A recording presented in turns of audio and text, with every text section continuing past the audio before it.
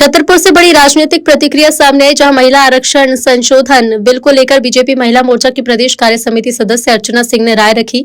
अर्चना सिंह ने केंद्र सरकार के नेतृत्व को बधाई देते हुए कहा कि ये बिल महिलाओं के अधिकार को मजबूत करने की दिशा में ऐतिहासिक कदम साबित हो सकता है। उनका मानना है कि यदि ये बिल पारित होता है तो देश की राजनीति में महिलाओं की भागीदारी और प्रतिनिधित्व दोनों में बड़ा बदलाव होगा।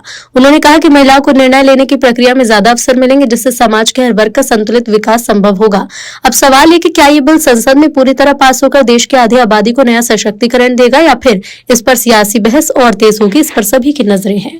सबसे पहले मैं अपने केंद्रीय नेतृत्व को बधाई देती हूँ, शुभकामनाएं देती हूँ और धन्यवाद देती हूँ साथ में, क्योंकि ये एक निश्चित रूप से अगर ये बिल पास होता है तो एक बहुत बड़ा महिलाओं के हक में एक बहुत बड़ी बात होगी।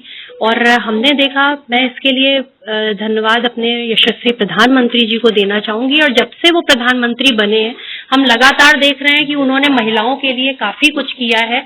अगर मर्यादा की बात करें तो आप देखें कि हम हर जगह महिलाओं को बात करते हैं उनकी मर्यादा के लिए, लेकिन उन्होंने हमारी गांव की महिलाओं को हमने ज्यादातर देखा कि हमारी बहनें जो हैं वो बाहर शौच के लिए जाती थी।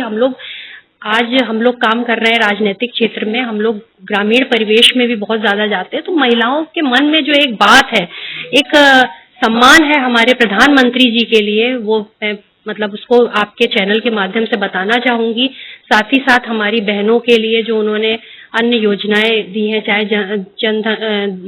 जनधन खाते से जुड़ा हो, चाहे जो भी चीजें हैं, उसके लिए मैं उनको निश्चित रूप से बधाई देती हूँ। और अभी आप देखें कि रही बात महिलाओं की, तो जब महिलाओं को चाहे पंचायती राज हो चाहे नगरीय निकाय में जब उनको मौका दिया गया तो हमारी महिलाओं ने भी मिसाल कायम की आगे बढ़ के, और उन्होंने एक अलग दिशा तय करी। और आधी आबादी हमारी महिलाएं कही जाती हैं, जब उनको निर्णय की दिशा में, निर्णय के क्षेत्र में उनको शामिल किया जाएगा तो कहीं ना कहीं हमारे देश को भी एक अच्छा नेतृत्व मिलेगा। और इसके लिए एक उदाहरण के तौर पे आपको बताना चाहूंगी, मैं एक कार्यकर्ता के रूप में अपनी दिल्ली की मुख्यमंत्री रेखा गुप्ता जी से मिली हूँ। वो जब एक कार्यकर्ता के रूप में कार्य करती थी और आज दिल्ली की बागडोर उनके हाथ में है, वो मुख्यमंत्री है वहां की, जिस कदर उन्होंने दिल्ली को वो संभाल रही हैं। तो एक कह सकते हैं कि महिला नेतृत्व हम लोगों को भी बड़ा उत्साह लगता है उनको देख के। और साथ ही साथ आज मैं बात करना चाहूंगी हमारी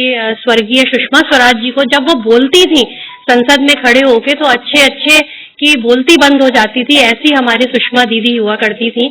और उनको भी आपने देखा तो और इसी के साथ साथ आज जो हमारी महामहिम राष्ट्रपति हमारी द्रौपदी मुर्मू जी हैं, उनको भी देखिए, वो जिस उससे संघर्ष से निकल के आई, और उनकी संघर्ष की कहानी हम सभी जानते हैं।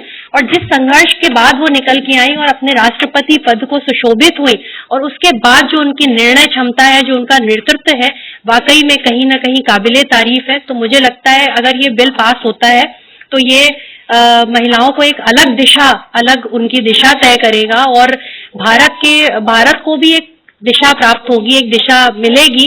कहीं ना कहीं ये एक अच्छा निर्णय होगा। 33% आरक्षण चाहे संसद हो चाहे विधानसभा हो, हमारी बहनें चाहेंगी